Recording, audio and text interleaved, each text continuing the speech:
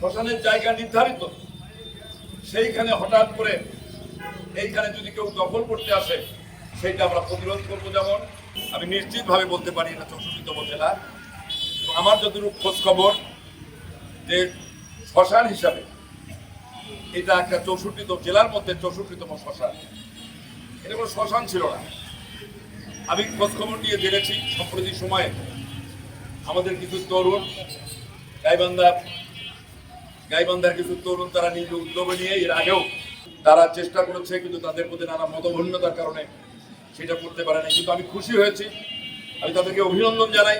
এই শ্মশান 64তম শ্মশান নয়, তারা একটা আধুনিক শ্মশানে পরিণত করার জন্য আপ্রাণ চেষ্টা চালিয়ে যাচ্ছে। এবং সেইখানে অনেকে হয়তো সহযোগিতা করেছেন আর্থিকভাবে, সেই সামর্থ্য হয়তো আমার হয়নি বা সেই সুযোগ আমার হয়নি, কিন্তু আমি তাদেরকে অভিনন্দন জানাই। এই শ্মশানের যখন নির্মাণ কাজ চলছে, শ্মশানকে যখন আধুনিক করার কাজে কিছু উদীয়মান তরুণ যারা ভূমিকা রেখেছেন, নিজের স্বার্থ তাদের নিজের কাজকর্ম ফেলে তারা এই শ্মশানের কাজটাকে গুরুত্ব দিয়ে করছেন। এবং সেই সময় বাধা এসেছে, শুনলাম দখলদারিত্ব, এখানে একজন ব্যক্তি দখল করার চেষ্টা করছে।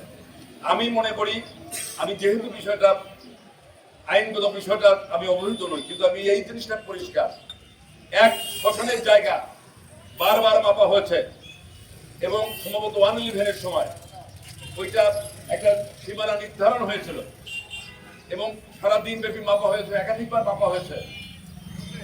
শ্মশানের জায়গা নির্ধারিত, সেইখানে হঠাৎ করে এইখানে যদি কেউ দখল করতে আসে, আমরা মনে করি শ্মশানের 1 ইঞ্চি জায়গা সেইটা দেওয়ার পক্ষে, সেইটা দেওয়ার কেউ যদি নেওয়ার চেষ্টা করে, দখল করার চেষ্টা করে, সেইটা আমরা প্রতিরোধ করবো। যেমন আবার আমি এটা আহ্বান জানাবো যে আমরা জানি এটা পৌর শ্মশান, পৌর কর্তৃপক্ষ তাদের আগেকার অনেক অবহেলা করেছে, অনেক মেয়র হয়তো রাস্তা করে দিয়েছেন, কিছু কাল উদ্যোগ নেওয়ার চেষ্টা করেছে, কিন্তু যথাযথভাবে এই শ্মশানকে আধুনিক করার আমি খুবই দায়িত্ব নিয়ে বলতে পারি কেউ সেইভাবে উদ্যোগ গ্রহণ করে নাই।